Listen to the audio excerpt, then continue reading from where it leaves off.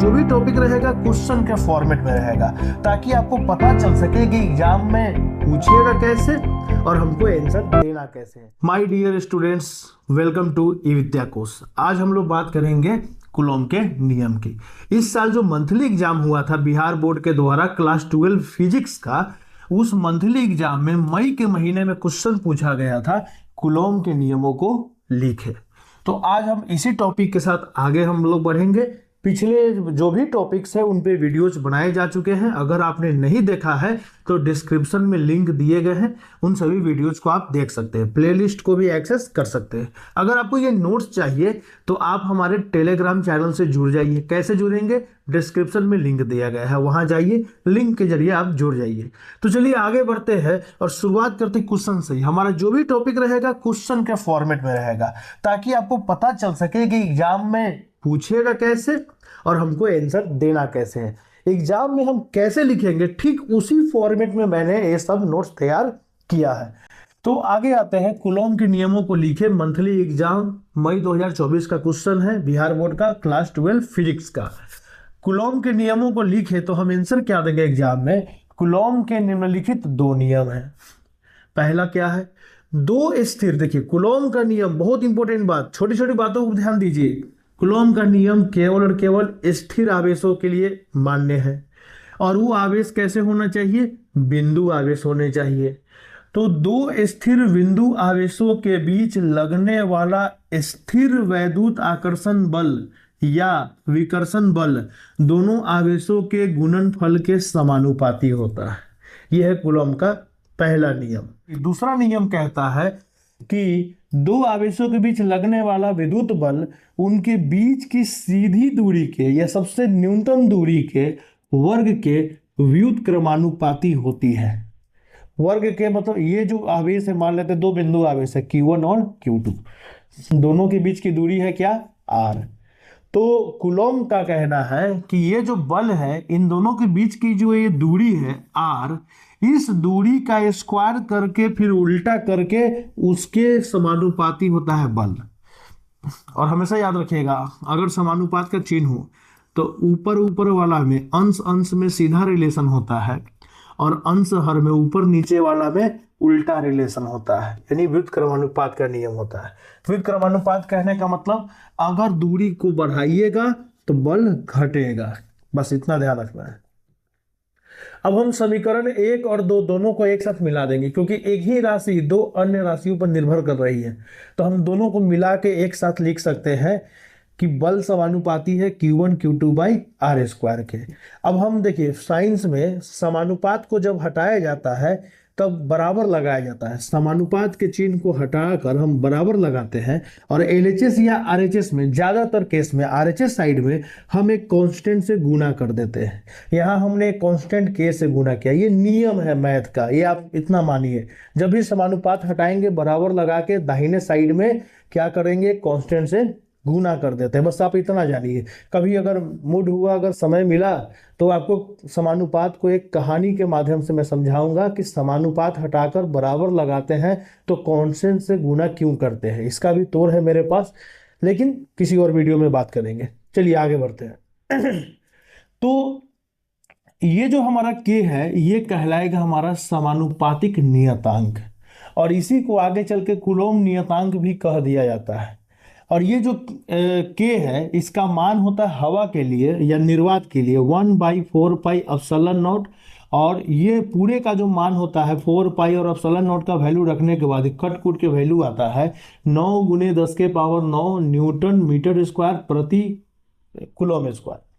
तो कहने का मतलब है आपको K का ये वाला और मात्रक सब याद रखना। VBI है, बिहार बोर्ड के लिए ये VBI पूछता है। और उसके बाद हमारा कूलॉम बल का स्वरूप बदल के कुछ ऐसा हो जाता है हवा या निर्वात के लिए, F = 1/4 pi epsilon nought Q1 Q2 by R square. जहां आप एक नया चीज आया है, इसको हम लोग समझेंगे थोड़ा देर में। अब आगे आते हैं CGS मात्रक की। अगर हम बात करें K की, तो CGS पद्धति में K का मान हम सीधे 1 लेते हैं, लेकिन SI में वही K का मान 9 × 10⁹ होता है। इस बात का आपको ध्यान रखना है। तो ये कूलॉम के नियम को आपके एग्जाम में ऐसे ही लिखना, आपको 2 मार्क्स मिल जाएंगे।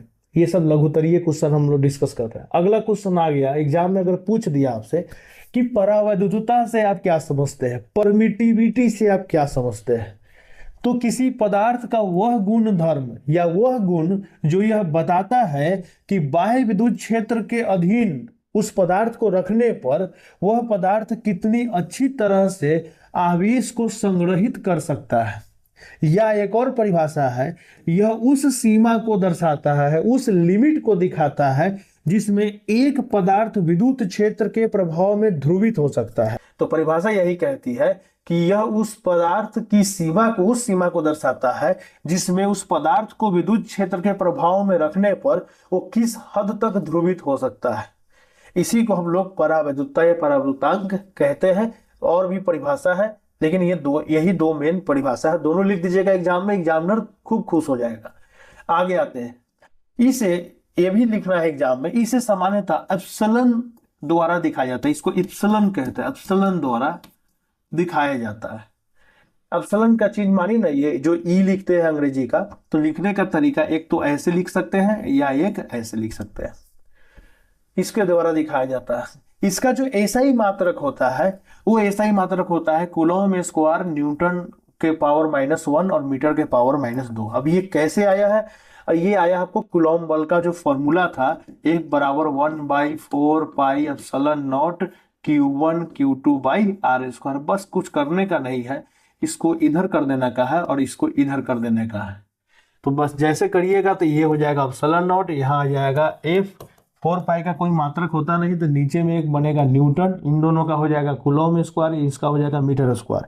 सबको सॉल्व करके ये आ गया। आपको डायरेक्ट ये याद रखना है, नहीं तो टेक्निक बता ही दी है, अगर याद नहीं रहेगा एग्जाम में आप निकाल लेंगे।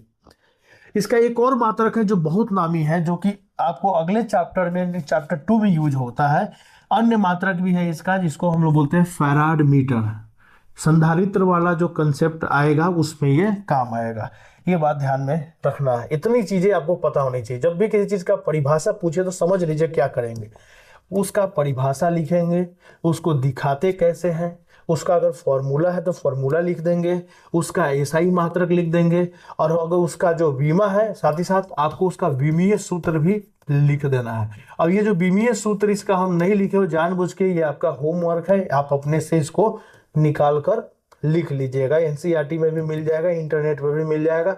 अगर आपको आता है तो आप खुद से निकालिएगा, ज्यादा अच्छा रहेगा। अब आते हैं परावैद्युतता की बात करते हैं कि परावैद्युतता होता क्या है। परमिटिविटी, तो ये तो हमने समझ लिया कि परमिटिविटी होता क्या है। अब हम समझते हैं कि परमिटिविटी कितने प्रकार का होता है। परमिटिविटी भी 2 तरह का होता है। एक होता है निरपेक्ष परावैद्युतता, या इसी को परावैद्युतांक या विद्युतशीलता भी कहते हैं, कितने सारे नाम हैं इसके। और दूसरा होता है सापेक्ष या आपेक्षिक परावैद्युतता, रिलेटिव परमिटिविटी। इसको दिखाते हैं एप्सिलॉन नॉट से, इसको दिखाते हैं एप्सिलॉन आर से। आर माने रिलेटिव, जो बदलता है। ये क्या है? निरपेक्ष, एब्सोल्यूट मतलब जो बदलता नहीं है, एब्सोल्यूट है, एकदम फिक्स है। हवा या निर्वात के लिए एप्सिलॉन नॉट का जो मान होता है वो हवा या निर्वात में वो होता है 8.85 गुने 10 के पावर -12 कूलॉम स्क्वायर न्यूटन प्रति स्क्वायर मीटर। ये आपको ध्यान रखना, यही है एप्सिलॉन नॉट का वैल्यू और मात्रक। ये तो हर हाथ में आपको याद रखना ही पड़ेगा, बहुत इंपॉर्टेंट है। अब आते हैं अपेक्षिक परावैद्युतता से आप क्या समझते हैं। अगला क्वेश्चन 2016 का पूछा हुआ क्वेश्चन बिहार बोर्ड का, देखिए आ गया।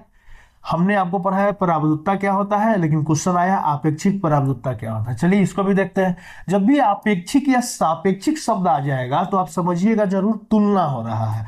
और फिजिक्स में, मैथ में तुलना कैसे करते हैं हम लोग? बट्टा से तुलना करते हैं, नीचे वाला हर का तुलना अंश से, अंश का तुलना हर से। तो इसको ध्यान में रखिएगा। तो शून्य या निर्वात के सापेक्ष किसी माध्यम की परावैद्युतता को अपेक्षिक परावैद्युतता कहलाती है। यानी अगर हम तुलना करते हैं कि शून्य या निर्वात में किसी पदार्थ की परावैद्युतता क्या है और उसी को हवा में, तेल में, पानी में रखने के बाद परावैद्युतता क्या आएगा, तो ये हवा में जो परावैद्युतता आएगा, पानी में जो आएगा, उसमें अलग अलग मान उसका निकल के आएगा, उसी को अपेक्षिक परावैद्युतता कहते हैं। या किसी माध्यम की परावैद्युतता तथा निर्वात की परावैद्युतता का अनुपात। अगर मान गए आपको इतना कुछ याद नहीं, लेकिन आपको फॉर्मूला याद है, एक बात बता रहा हूं, बहुत इंपॉर्टेंट बात। अगर मान लेते हैं आपको ज्यादा कुछ याद नहीं है, बस आपको इतना फॉर्मूला याद है कि आपेक्षिक परावैद्युतता बराबर होता है माध्यम की परावैद्युतता बटा निर्वात या हवा की परावैद्युतता या शून्य की परावैद्युतता। निर्वात या हवा क्यों बोल रहे हैं? निर्वात या हवा एक ही चीज नहीं, अलग अलग चीज है, लेकिन उनका लिए मान लगभग एक जैसा होता है, इसीलिए बार बार या शब्द लगा रहे हैं दोनों में। तो अगर आपको ये फॉर्मूला भी याद है तो भी आप परिभाषा लिख के आएंगे। कैसे? देखिए, मैथ को कैसे हम लोग शब्दों में लिखते हैं, तो हम क्या लिखेंगे? किसी माध्यम की परावैद्युतता, किसी माध्यम की परावैद्युतता, परावैद्युतता जो है तथा निर्वात की परावैद्युतता, किसी माध्यम की परावैद्युतता तथा निर्वात की परावैद्युतता का अनुपात ही कहलाता है आपेक्षिक परावैद्युतता। बस फॉर्मूला को ही भाषा में उतार दिए। इसके कई नामों से हम लोग जानते हैं, ये बहुत इंपॉर्टेंट है। इसको हम परावैद्युतांक भी कहते हैं, इसको सापेक्ष परावैद्युतता भी कहते हैं, इसको आपेक्षिक परावैद्युतता भी कहते हैं, इसको डाइलेक्ट्रिक कांस्टेंट भी कहते हैं, इसको परावैद्युत स्थिरांक भी कहते हैं। कई नामों से इसको जाना जाता है, कंफ्यूज एग्जाम में नहीं होना है। साथ ही साथ इसको दिखाने का तरीका भी अलग अलग है। किताब में अगर देखें, बोर्ड के एग्जाम्स में देखें, तो कभी बोर्ड में इसको अपसलन आर से दिखाया जाता है, कभी इसको के से दिखाया जाता है। ज्यादातर केस में आपेक्षिक परावैद्युतता या परावैद्युत स्थिरांक या डाइलेक्ट्रिक कांस्टेंट को के से ही दिखाया जाता है। ज्यादातर केस में हमने आपके सामने सब कुछ रख दिया है, कुछ भी आपके लिए हमने नहीं छोड़ा है। अब देखते हैं ये एक मात्रक विहीन और मात्रक विमाहीन राशि है। इसमें इसका ना कोई मात्रक होता है ना कोई विमा होता है। क्यों? क्योंकि जो चीज ऊपर है, ऊपर भी परावैद्युतता, नीचे भी परावैद्युतता, बीच में है बट्टा, तो जो इसका मात्रक होगा वही इसका मात्रक होगा, सब कट के खत्म हो जाएगा, ना मात्रक बचेगा ना विमा बचेगा। ये बात ध्यान रखना है। इसका केवल वैल्यू होता है। अब वैल्यू क्या होता है तो चलिए समझते हैं। अच्छा, एक बात और, ये एक और बात है, इसी फॉर्मूला को थोड़ा अलग तरीके से भी इस्तेमाल किया जाता है। अगर हम इस एप्सिलॉन नॉट को इधर भेज दें, तो इसके साथ अगर ये गुना हो जाए तो हमको किसी माध्यम की परावैद्युतता निकल जाएगी।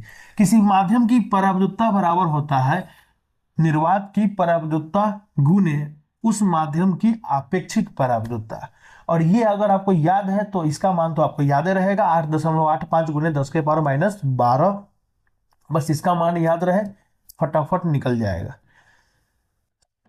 देखिए, लगभग 1 दर्जन माध्यमों का परावैद्युतता किताबों में दिया गया है, लेकिन सब हमारे लिए इंपॉर्टेंट नहीं है। एग्जाम के लिहाज से देखें, खासकर बोर्ड के एग्जाम के लिहाज से देखें तो हमारे लिए 5-6 काफी है। और यदि कॉम्पिटिटिव एग्जाम के लिहाज से देखें तो हमें लगभग जितना ज्यादा हम याद कर पाए। तो यहाँ देखिए, इधर में माध्यम दिए गए हैं और इधर में परावैद्युतांक दिया गया है। अगर माध्यम निर्वात है, निर्वात के लिए इसका मान एब्सोल्यूट 1 होता है। क्यों होता है? क्योंकि आपेक्षिक परावैद्युतता बराबर होता है माध्यम की परावैद्युतता बटा निर्वात की परावैद्युतता। खुद माध्यम निर्वात है तो यानी ऊपर भी एप्सिलॉन नॉट, नीचे भी एप्सिलॉन नॉट, कट के क्या हो जाएगा? 1 आ जाएगा। वही अगर हम हवा की बात करें तो हवा के लिए, हवा का जो परावैद्युतता का मान है उसमें निर्वात की परावैद्युतता से जब हम भाग करते हैं तो वैल्यू आता है निकल के 1.003। और आपको मालूम है कि अगर दशमलव के बाद 00 आ जाता है तो उसका हम लोग लगभग उसको नगण्य मानते, उसका हम वैल्यू नहीं देते हैं। तो इसको लगभग 1 ही मानिए आप। यानी निर्वात और हवा के लिए परावैद्युतता का मान 1 होता है। आप ये दिमाग में बैठा लीजिए, दशमलव के चक्कर में नहीं पड़ना है। रबर का 3 होता है, मोम का 2.1 होता है, कांच का 5 से 10 होता है, जल का 80 होता है और धातु के लिए अनंत होता है। इंपॉर्टेंट, धातु के लिए परावैद्युतता का मान अनंत होता है। अनंत कहने का मतलब है कि जैसे ही धातु को किसी विद्युत क्षेत्र में रखेंगे या चाहे वो किसी भी माध्यम में रहे, अगर उसको विद्युत क्षेत्र में रखेंगे तो उसके अंदर जो पोलराइजेशन होगा वो 100% होगा। ठीक है, ये बात ध्यान में रखना है। जल का 80 होता है, तो ये केवल वैल्यू होता है, इसका कोई मात्रक वगैरह नहीं होता है। तो डाइलेक्ट्रिक कांस्टेंट का मान एक बार देख लीजिए ध्यान में। चलिए फटाफट इस पर कुछ क्वेश्चंस करा देते हैं।